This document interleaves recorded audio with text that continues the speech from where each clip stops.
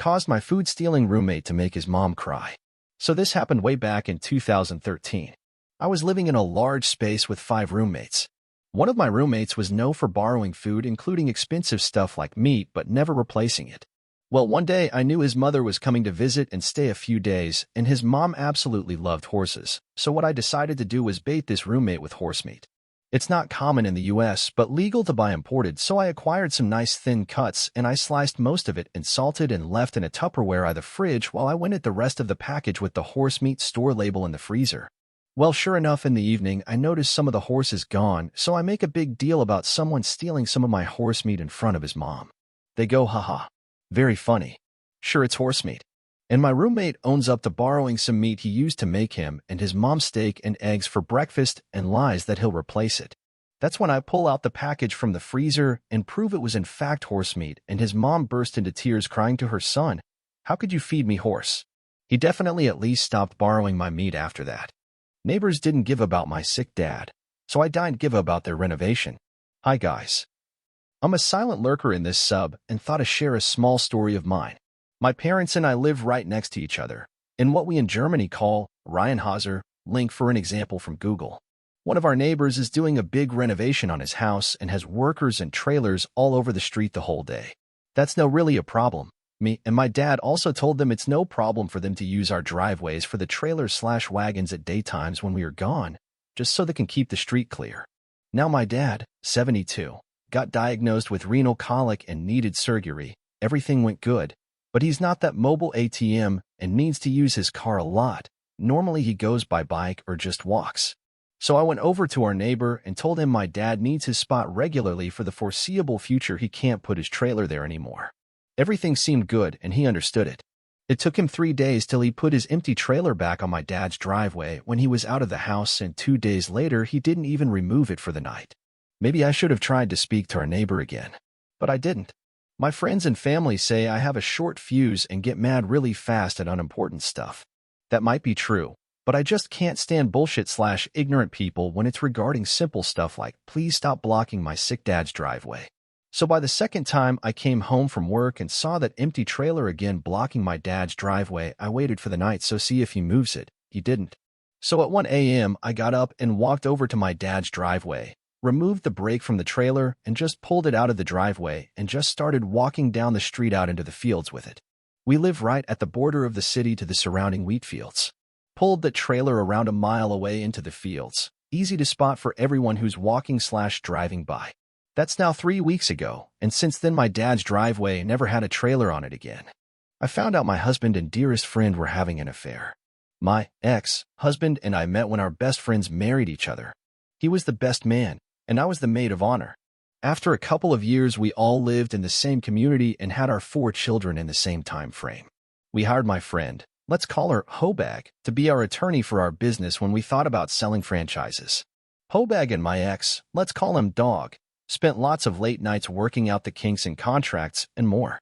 One July, they had to go to New York for a week to interview prospective franchisees. Her ex-husband called me to say he'd hired a detective who followed them and saw them all lovey-dovey, and that they only had 1 hotel room. Well, since it was July and sizzling, her front right minivan window was open about 2 inch. I took it upon myself to puree a few raw shrimp with chicken broth and strain the solids out. Then I fed a long tube down to her rear passenger carpet and under the seat as best I could. I didn't choose the front seat because it had removable mats. I then slowly funneled about half a cup of my potion down the tube. That week it was over 90 degrees every day. It was ghastly. A triumph. Her husband and I didn't let on that we knew about their affair until we'd each had consultations with every good lawyer in our city and had our financial ducks in a row. Petty, effective revenge I don't regret. Don't assume others don't speak Spanish. So, I'm a bridal stylist. I help people find their wedding gown. I love my job, and 99% of the time, it's a happy, wonderful job with great coworkers and customers. And then there's the 1%. I had a bride today who was very sweet, but just didn't connect with the gowns we had. That's okay. It happens sometimes. She was fine. But her mom, and somehow, it's always the mom or the aunt, was decidedly not happy and decided to shit-talk me in Spanish the whole time. Does this woman know what she's doing? She's pulling nothing but ugly gowns. Said gowns were selected by the bride. I hope you don't ever get as fat as her. And so on. Lovely. Now, I am wider than a jar of mayo, and I don't necessarily look like I speak Spanish. However, my parents are from a Spanish-speaking country, even though they're not ethnically Hispanic. I knew a lot more as a kid, but I'll still know enough to get around. So I waited until the end, and as they were leaving, I said, I hope you have a great day. Please, feel free to come back anytime you'd like. We have lots more gowns you can go through if you'd like, in Spanish, to the bride and her mom, and oh man. You know how good it feels when you're in a fuck ton of pain, and the doctor finally gives you something that works, and you're suddenly not feeling any pain anymore? Or when you're craving the hell out of a specific flavor of ice cream, and you manage to find it. Yeah, seeing the look on that bride's mom's face when she realized I heard and understood the entire hour of her ripping me to shreds was so much better. I disgusted my food-thieving roommate. My roommate was stealing my food and not only not admitting, but apparently bragging about it to my other roommates and calling me a pushover. I didn't want to participate in whatever they thought they were doing, especially since I am moving away in 2 months. But I do want my food. Today, they were sitting in the kitchen, chatting. I came in, took my meatballs from the fridge and licked them one by one while maintaining the eye contact with the thief. Then I licked several other items, spit into my milk. It's a waste of milk, but luckily there wasn't a lot, etc. She looked utterly disgusted. Eventually she asked, "Are you mental?" I calmly replied, "I always do this, didn't you know?" and left. I don't know if she will stop, but her face of mixed disgust and horror makes it worth it. Edit. Wow. I posted hoping to at least make a couple of people chuckle at my small win. But I got so many funny comments and cool petty revenge stories from you guys. Thanks, love. A lot of people are suggesting to sabotage her stuff. I don't want to. As long as my food is safe, that's enough. I won't leave any unsealed containers, though. And the current situation is, my food was not stolen today. I will update if something gets stolen again, but if you don't see any more updates, that means I won. Park illegally in a disabled space, learn a very expensive lesson. I have a disabled parking placard, and a few weeks ago, I went to Target to buy things I didn't need and forget the things I did. Not only were all the spaces taken, someone parked their gigantic Escalade on the line between 2 disabled spaces, taking up both. Wholly irritated because this happens so much, I walked around the car, no placard or disabled plate. Cue the fury of someone who has to deal with this stuff all the time, and cue petty revenge. I took a pic and went inside to find a manager. When I found one, I showed her the photo and she rolled her eyes and sighed. Apparently this happens a lot at their location, because it's near an affluent town with a lot of very wealthy, very entitled people, and most often it's the owners of huge SUVs and F-150s that park like jerks. She said she'd call the cops, so I decided to go back outside and hang out by the doors to watch the show. The manager joined me and we chatted while we waited for the police. The cops arrived and walked around the car, peering through the windows and running the plate. One cop took out a little book and started writing in it. They took some photos and one came over and asked if they'd make an announcement in the store to get the driver outside. The manager radioed someone inside and asked them to announce the make and model and plate of the car over the PA system. A few minutes later, she came charging out of the store. Middle-aged, well-dressed woman, the common Karen of North America, and already yelling at the police. As soon as she got to her car, one of the cops held up his hand to shut her up and started lecturing her. I was too far away to hear, but she stopped yelling at least. That cop spoke to her for a few minutes, and then the other cop with the little book handed her but 2 papers. She looked absolutely apoplectic. The cops came back over and spoke to the manager, telling her they ordered her to move her car, and if she didn't or caused problems in the store to call them back, and they'd tow the car. They told us they gave her 2 tickets for each space at $500 each. Ouch. The manager thanked the police and me and went back inside. The woman stomped around a bit before getting in her car and peeling out. The cops looked at each other, then got in their cars and followed her. Pretty sure she continued to have the day she deserved. Meanwhile, I happily treated myself to some Legos for performing a public service. Coworker tried to claim my 15-page report as her own work to the CEO. Got outed in front of him. This was a young woman who only got her job, especially made for her, because her dad was golfing buddies with our CEO. She regularly blamed her team for her numerous mistakes and took all the credit for their hard work. Let's call her bitch.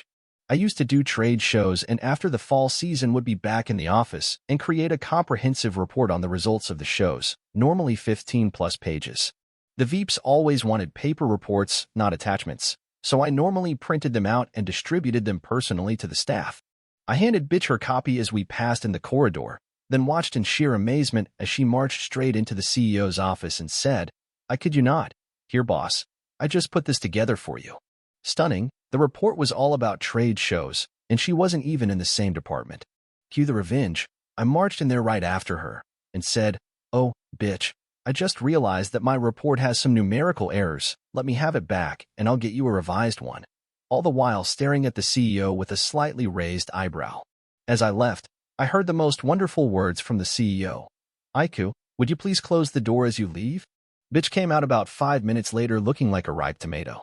I couldn't resist asking, "How was your little tete-a-tete with our boss?" Entitled lady tries to force me to leave a public lake. I force her to leave instead. This was a few years ago. I used to work as a detective for a local police department, retired now, and this occurred when I was still employed there.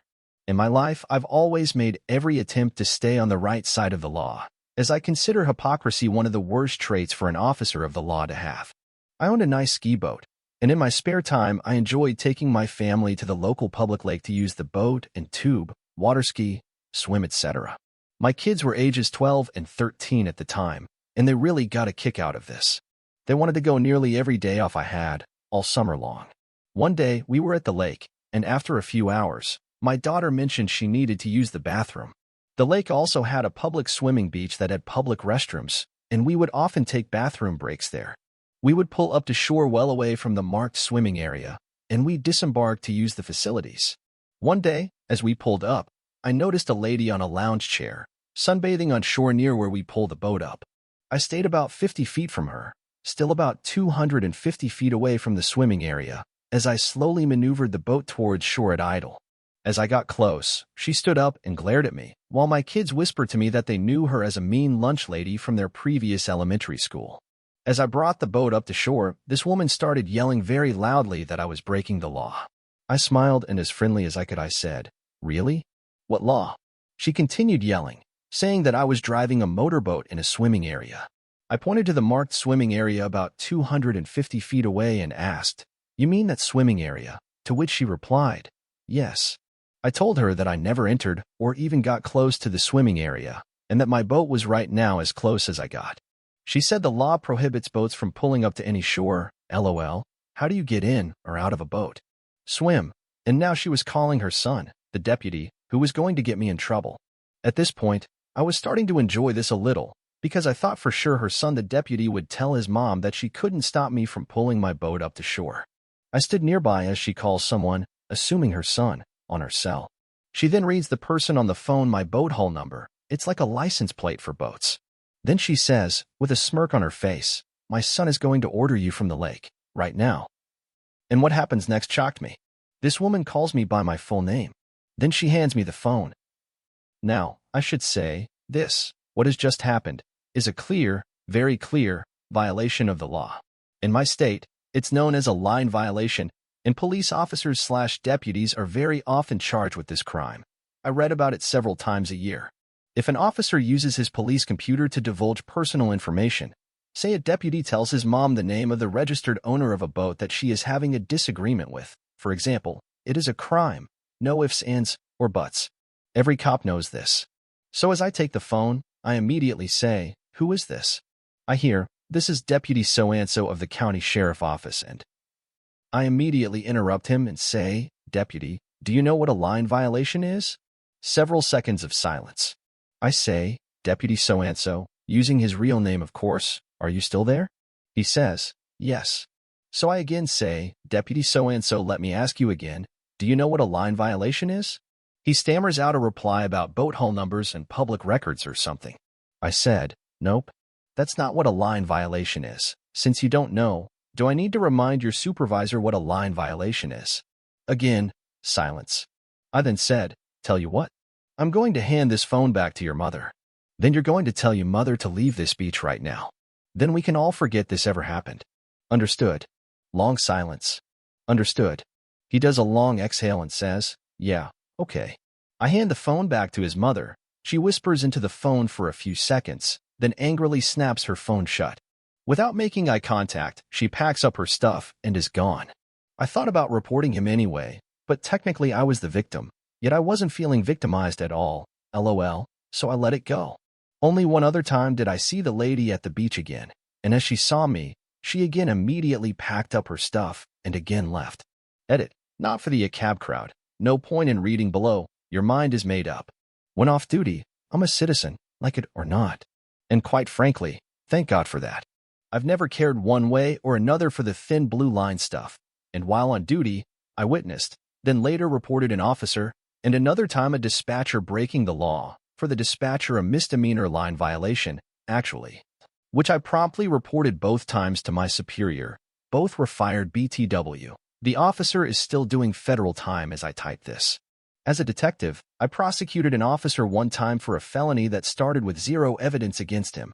Actually got the guy to confess. I was shocked, only because he should know his right to self-incrimination. He was charged and pled to a felony. I'm proud of that, if you should wonder. I'm sure I probably had cases involving other officers even if I'm not remembering it now. But all citizens have rights. Even cop citizens. When off duty, I have a right to not report something that makes me a victim, if I so choose. But now you're a hypocrite. Nope. We can all choose or not. We all get rights, and I'll happily prosecute anyone, Ellie or otherwise, when I'm truly victimized. I get to make the call as to when I'm victimized. But demanding that I become a victim when I don't want to be? Now who's victimized? My stepmother gets her just desserts after my father passed. My stepmother married my dad 10 years ago when I was 35. From the start she was awful. She would listen in on every phone call. We didn't find that out for years. She made sure he didn't see his grandkids anymore, just hers. He wasn't allowed to see us either. Plans were made by him and canceled by her. The worst part is when he was very sick with cancer, she refused point blank to keep us updated on his health. She told us in a group text that we were too mean to her, so we didn't get the information. How are we mean? We didn't send her cards and flowers on Mother's Day.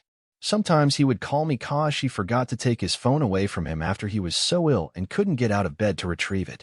She didn't even tell us he passed for 3 days after. She wanted to make sure we couldn't make the funeral so she could talk badly about us. She wrote the obituary and spelled all his bio family's names wrong and listed all her kids and grandkids as bonus children and left out information like his parents and siblings' names. She was a horrible person. I knew that there was an insurance policy for me and my siblings to split. It wasn't even that big. But she was so mad that we got anything at all that she refused to give us the policy paperwork or give us his social security number so we could look it up ourselves. She claimed we would just use it to open credit cards even though the government and credit agencies had his death certificate. She told us we didn't deserve anything at all and she was mad that he didn't leave the policy to her kids instead. So, having her phone number, address, and email, I signed her up for everything. MLMs, religious calls, window and roof replacements, things like AliExpress offer emails, vacation entries that just sell your name to everyone.